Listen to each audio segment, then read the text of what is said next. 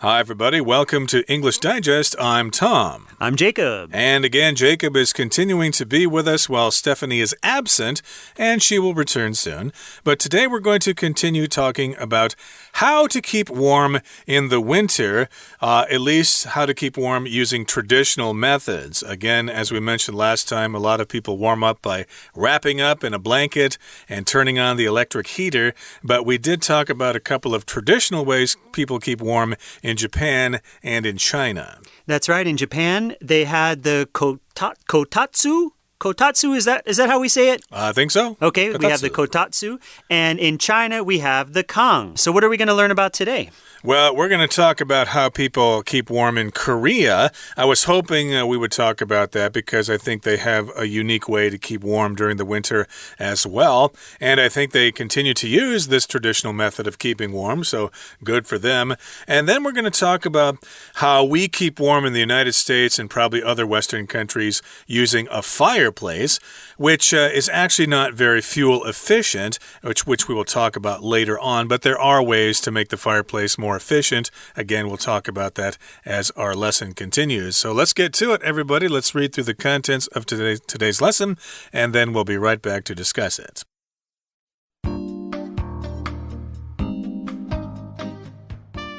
In Korea, many houses and apartments boast reliable heating systems called ondol. The traditional ondol construction uses a similar method to the kang of conducting heat from a fire through pipes under the floor. However, ondol may be even older than kang, with evidence of the system dating back to the Neolithic age. Today, rather than utilizing the air from a fire, modern Korean buildings have water pipes installed beneath their floors that can heat rooms safely. Ondol are even advertised as having health benefits. As many Koreans sleep on the floor, the direct heat is said to improve blood circulation, similar to the effects of a Finnish sauna or Japanese hot spring. We'd be remiss to talk about traditional heating methods without mentioning the fireplace, mostly seen in Western countries. This has seen many variations over the years, from primitive campfires to newer electric fireplaces. Traditional wood-burning fireplaces with chimneys have poor efficiency compared to the other systems we've mentioned, due to most of their heat being conducted up out of the room. However, a number of creative innovations have made newer fireplaces more effective, less wasteful, and safer. These include air piping systems, or inserts with glass doors that help air from the room absorb heat. The simplest solution, though, is an enclosed wood stove, which has a smaller air capacity and radiates more heat into the room. Though there's no doubt that electric heaters are convenient to us nowadays, some people still warm more to these old-style heating schemes. Whichever you may use, stay safe and cozy at home this winter. Okay, let's dive right in and discuss our article for today. Again, we're talking about traditional heating methods and how they keep us toasty warm in winter. Now, remember, in our last program, we talked about the kotatsu from Japan and the kang from China. But in Korea, many houses and apartments boast reliable heating systems called ondol.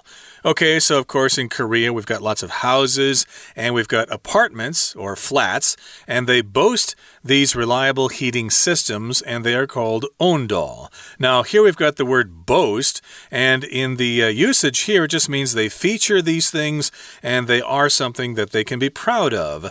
Taiwan boasts really wonderful hot springs, for example. That's right. Yeah, sometimes we use boast to say that we brag about something. Brag is B-R-A-G. So say someone did really well on a test in class. They got a 100 on the test. If they're very proud, they might boast that they got 100. Hey, look, I got 100. I'm very great. Okay, so here, but as Tom says, here boast means to feature or to be equipped with. So the traditional ondol construction uses a similar method to the kang of conducting hot air from a fire through pipes under the floor. Okay, so remember in our last unit, we talked about the kang in China and how it conducted hot air from a fire through pipes. Now, this is what the ondol does as well. So you could say that the two are related to each other in this way. Now, to conduct something, conduct is a verb here, it means to draw something through something else. We can talk about how metals, like gold, are good heat conductors. Okay, so that means that heat will move through metals very well, like gold. So that's what it means to conduct something. Yep, you move heat through a certain area to conduct. You also might conduct an orchestra if you're a conductor. And also, as a noun, this word can be conduct, which could refer to your behavior. Yes, you need to have good conduct if you go to a fancy school, for example. But here we're using it again as a verb. And yes, it conducts hot air. It pushes the hot air through these pipes under the floor. And of course, the hot air comes from a fire. So this is a similar method to the Kong. However, ondol may be even older than Kong, with evidence of the system dating back to the Neolithic age.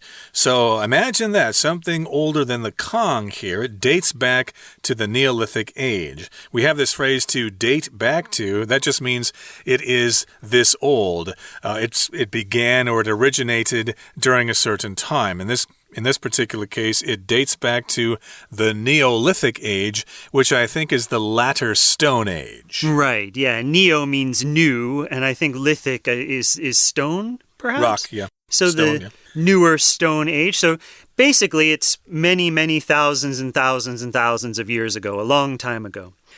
Today, rather than utilizing the air from a fire, modern Korean buildings have water pipes installed beneath their floors that can heat rooms safely. Okay, so before that they used the air from a fire that was conducted through pipes. Now, this might be dangerous if you're having a small fire underneath the floor of your apartment building in Korea. So instead, they're using water pipes. They've installed water pipes beneath their floors. Now, to install something means to put in or to set up something. We might install software on our computer, or you might install an air conditioner in your living room to keep it cool in summer. So to install something basically means to set it up or to put it in. So when they build apartments in Korea or when they build homes, they will build the pipes under the floors or they will install the pipes under the floors. And then when they run hot water through those pipes, they will heat the floor and the house will be nice and toasty warm. And of course, that is quite safe. You don't have fires and charcoal and stuff like that, so you're heating the water somehow. And ondol are even advertised as having health benefits. As many Koreans sleep on the floor, the direct heat is said to improve blood circulation, similar to the effects of a Finnish sauna or Japanese hot spring. So, yes, when they sell these devices, they give an advertisement. They say, hey, buy our heating system here, buy our ondol, and you will not only be hot and warm in the winter, but you'll also have health benefits. They believe that these devices improve blood circulation. That sounds reasonable to me. It sounds like it could actually happen. If you're sleeping there and your body's nice and toasty warm, yes, indeed, you'll have good blood circulation. And I guess they say that Finnish saunas and Japanese hot springs have the same effect. Right, because these things are known to also be advertised as having health benefits. Of course, hot springs are popular in Japan. They're also popular here in Taiwan. A sauna is a little bit different, right? Saunas you might find at health clubs. Some fancy health clubs might have a sauna. A sauna is basically just a very hot, steamy room, right? You walk into a sauna and it's, the temperature is very, very high and you'll sweat a lot. And it's said that when you sweat, this gives your body health benefits. And so saunas are very popular in Finland, Finland. Finland is a country in northern Europe and they love their saunas there. Right, like a hot room. It's really dry in there. And of course, they have them here in Taiwan as well. At hot springs resorts, they'll have a sauna there that you can go into. I think there's like some kind of heating element in the back. And in some saunas, you actually might pour water on that thing. But for the most part, it's just really hot and toasty in there. And I don't think you're supposed to stay in there for a really long period of time. So there's the Finnish sauna. And of course, we have saunas here in Taiwan. And also we've got Japanese hot springs. Japan seems to be famous for their hot springs. If you sit in that pool of hot water, it will have this kind of same effect. That's why people go to hot springs during the winter here in Taiwan, because they really make you feel nice and warm. Okay, everybody, that brings us to the end of the first part of our lesson for today. Let's take a break now and listen to our Chinese teacher. 听众朋友大家好，我是安娜。我们昨天介绍在日本有暖桌，中国有炕，让大家能够在冬天保暖。那么今天我们再来谈谈韩国跟西方到底是如何度过寒冬呢？在第一段呢，就特别提到韩国的这种冬天的暖气系统就叫做温突 在第一句的最后一个字的地方 undo 就是所谓中文翻成温突啦。不过呢，温突其实它的历史是比炕还要更古老哦，因为它有证据啊，可以表明那个系统其实追溯到新石器时代，而不是西元前500年哦。我们来看一下第一段第3句这个地方，这里可能要特别注意，是第一个逗点之后的 with， 它表达的是一个附带状况，附带的状况是有证据 evidence， 这个证据就是这个系统如何如何。在这里我们看到一个简化的关系子句，先行词是 the system， 后面简化的关系子句从 dating 一直到句尾的地方，那么 dating 可以还原成 which dates， 这个系统可以回溯到新石器时代。不过当然啦，现在韩国的建筑就不会再用炉火产生气体，而是在地板下面安装水管，就可以安全的让房间变暖。不过温突呢，其实它有被宣传啊，对健康有益，因为很多的韩国人是直接睡在地板上的，所以据说啊，地板的直接的热度就可以改善血液循环，有点类似像芬兰的桑拿或者是日本温泉的效果。那么最后一句话我们要特别注意一下哦，有一个简化的关系子句。那么最后一句第一段的第5句，大概在中间后面有一个逗点，逗点之后我们直接看到的是 similar， 其实前面少的是 which is， 这跟什么什么很像。而 which 指的不是血液循环哦，特别小心，逗点之后的 which 有时候根据文意它可以代替逗点之前谈的整个文意，所以逗点之后的这个 which 其实指的是韩国人睡地板上，那么接受的热度就可以改善血液循环的这件事情。We're going to take a short break now, but please stay tuned. We'll be right back.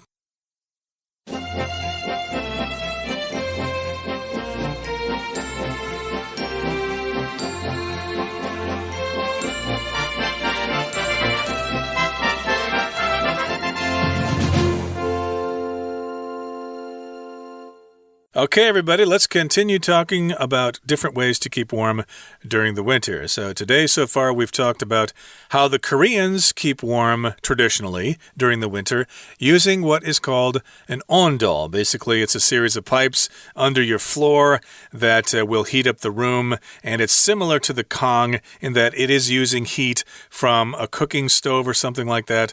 So it's making very efficient use of energy during the winter. Now, here in the next paragraph, it says, we'd be remiss to talk about traditional heating methods without mentioning the fireplace. Now, if you're remiss, that means you're committing some kind of crime. You're not really, being considerate of your audience. You're kind of rude, maybe. You're inattentive to your audience. So, yeah, we'd be remiss. Maybe we'd be kind of rude, or it would be irresponsible for us to not talk about the fireplace. So, indeed, we are going to talk about the fireplace because it is quite common in the world.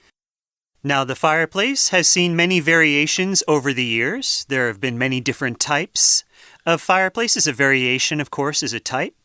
From primitive campfires to newer electric fireplaces. Okay, so over the years, we've gone from primitive campfires. Now, something that's primitive kind of means old or something you would associate with something long ago in history. Very simple or basic. That's what it means to be primitive. When we talk about primitive man, we talk about man that existed a long time ago, wasn't very smart, didn't really use language, things like that, and primitive man. So campfires that were primitive were very simple, very basic. And nowadays, we have newer electric fireplaces. Now, Tom, I'm more of a kind of traditional in this sense, in that I don't want an electric fireplace. I want actually a fireplace that burns wood, and you can smell the wood and just feel the toasty heat from the fireplace. Yeah, they are a little more complicated, though. Some people just like the convenience of the electric fireplace. I've seen people who have them. They even have like fake flames on the glass in front of the electric fireplace to make it look like it's a real fireplace. But yeah, I'm like you. I'm kind of used to the traditional fireplace, but you need to have firewood for that. You need to buy it, and you need to chop your own wood maybe sometimes.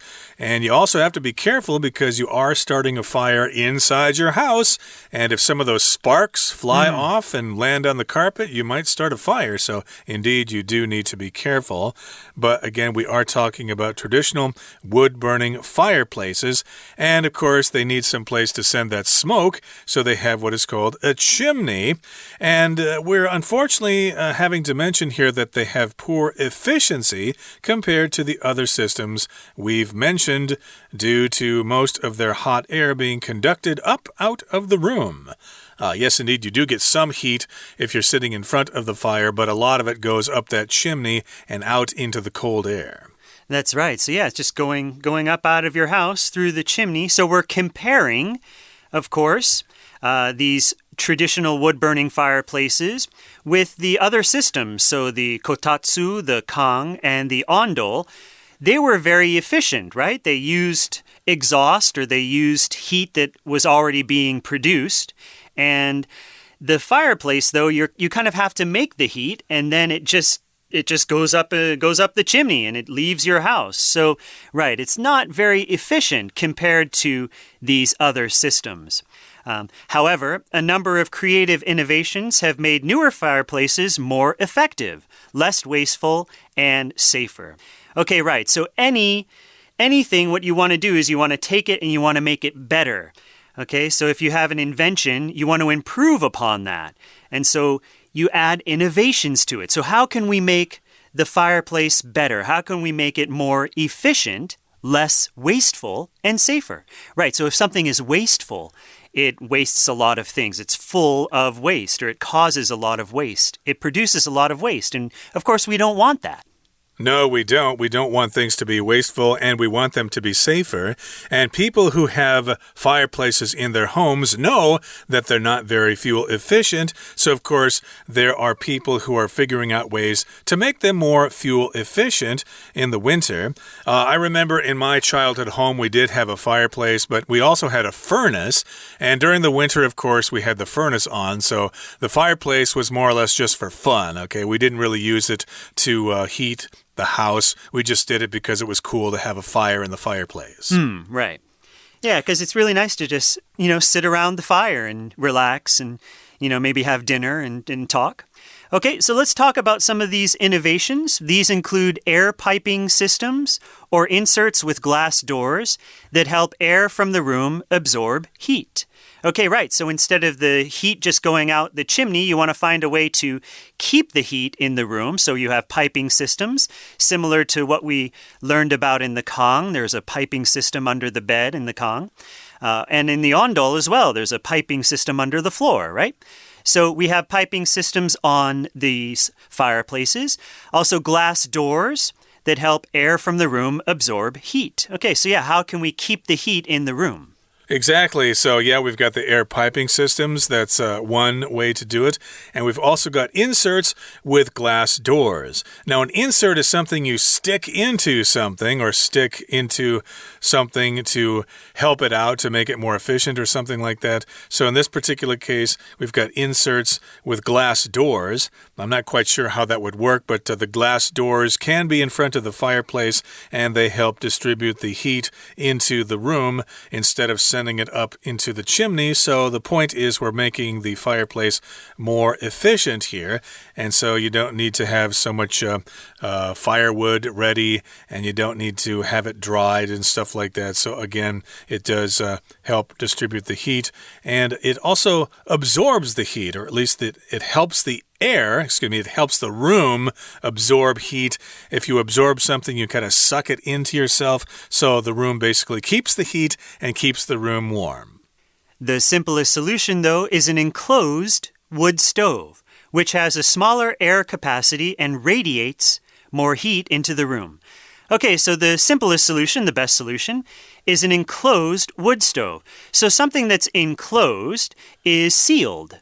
It's shut tight, so there's no real opening in it. So a fireplace, of course, is open. It's sort of a hole in the wall that you would put your wood in and burn, and then the smoke would go up the chimney. But a wood stove is a little bit different. It's more like a box, you might say. It's enclosed, and you put the fire inside. You put the wood inside the stove, inside the box almost, and then you close the door, and you heat it up that way. So it has a smaller air capacity. Now, capacity is a word here. The size of something, you could say, is the capacity. How much something can hold. If you talk about a stadium, what is the capacity of the stadium? How many people can fit in the stadium? Or the capacity of a restaurant? How many people can fit into the restaurant safely? Okay, and now this wood stove radiates more heat into the room. To radiate basically means to give off. A stove will radiate heat. The sun radiates heat, right? The sun in the sky, it radiates heat. And in your car, of course, you'll have a radiator because the water kind of goes around the engine because the engine's really hot. And so then the water goes into the radiator in order to let off that heat before it begins the cycle again. That's a radiator in your car. But here it's the verb to radiate, which means to give off heat. Like Jacob said, the sun radiates heat. It radiates light, etc. And this is similar to, I think, a wood-burning stove that a friend of mine had in Montana. I was there with a friend. We stopped to visit, and he had like this cabin in the woods or something like that that was heated with one of these enclosed stoves, and it was right in the middle of the room, and then it sort of had a pipe that went up to the roof to let the heat off, but still it was really, really toasty warm in there, even though it was like 20 degrees below zero outside. So I think that is quite efficient if you want to heat up a home. Have that enclosed wood stove, which is not really a fireplace, but it's very similar to that. That's right. Though there's no doubt that electric heaters are convenient to us nowadays, some people still warm more to these old-style heating schemes. Okay, right. So, of course, electric heaters are more convenient. They're cheaper. We can get them anywhere in a store. We just plug them in and, you just have to sit close to it. But yeah, it'll warm us up. But people still like these old-style heating schemes. Now, a scheme you could think of as a plan or an idea. If two kids are scheming about what they're going to do after school, maybe they want to go play video games, so they make a plan or they make a scheme. Here, though, the things that we talked about are schemes. We're using this word. Kind of the devices or the implements that people use to heat their homes. Yep, so whichever of these schemes or methods or ways in which you heat your home, we want you to stay safe and cozy at home this winter. So indeed, keep yourselves nice and warm and be fuel efficient, and we'll all be nice and toasty warm together. Okay, that brings us to the end of our explanation for today. Let's listen now to our Chinese teacher. 好，那我们谈完了韩国的昂多温突，接下来如果我们没有谈到西方的 fireplace， 那大概好像就少了什么东西了，因为我们讲到的是日本啊、中国啊、韩国啊，这样西方他们的加热系统其实就是 fireplace， 就是我们常看到的西方的那种好像很富丽堂皇，然后这个墙壁旁边还有一个壁炉那个东西，其实就是 fireplace。 当然很多年来这个壁炉呢有很多的变化，原始的壁炉其实就是那种篝火，所谓的篝火就是烧树枝啊、烧木头，有点像是 campfire 的那种概念。那现在呢，也是因为这个效率啦，还有安全性的问题，就会改成所谓的电壁炉。不过如果跟我们刚刚提到的其他系统来比较的话，传统的这种有烟囱的这种所谓的类似 campfire 篝火型的壁炉，效率真的不好。所以我们看一下第二段的第3句的地方，在这里在大概中间的地方，我们看到一个 compared to something， compared to something 其实它是一个简化的关系子句哦。先行词是 poor efficiency， 不好的效率。那么后面 compared 之前其实省略了 which is compared to，which is 删掉，那么这个东西是跟谁比会比较差呢？跟其他的系统，但是其他的系统还带了一个限定用法的关系子句耶。先行词是 the other systems， 哪些系统呢？ We've mentioned 这2个字可以左右括号，那么 we 的前面省略了 that 或者是 which。 好，那么为什么效率不佳？我们刚说啦，因为热空气几乎都被传导到房间之外了。那么逗点之后要特别注意一下 due to 我们先划线，因为 TO2 是一个介系词，所以介系词之后不可能连接整句话，也就是说 to 后面影响到了被传导到房间之外的这个被。我们看到句子后面的地方，本来被传导应该有一个 be 动词加 PP be conducted， 那么在这里受到介系词 to 的影响，所以 be 动词改成 BEING。好，不过当然还是有一些有创意啦，或者是创新的一些比较新式的壁炉，包括可能是空气管道系统啦，甚至插入一些玻璃门，可以帮助房间的空气吸收热能。不过最简单的方案呢，其实就是封闭式的柴火炉，因为它的空气容量是比较小的，所以散发更多的热能到房间去。同样这一段当中，我们来看一下第5句的地方。第5句呢，其实有先行词哦，先行词是 glass doors， 也就是玻璃门。玻璃门之后的 that 一直到句尾可以左右括号起来。第6句是一个补充性的关系子句，那么先行词是 an enclosed wood stove， 逗点之后的which到句尾呢，则是一个补充性的非限定用法的关系子句。好，那么当然不管你使用哪一种，都要特别注意安全，所以这个冬天选择一个安全的暖气系统，我们大家就可以好好的度过寒冬咯。以上是我们今天的内容，我是安娜，我们下次见。That's all the time we have for today, everybody. Thank you for listening to our program, and indeed, do keep yourselves nice and warm this winter. From all of us here at English Digest, I'm Tom. I'm Jacob. Goodbye. Goodbye.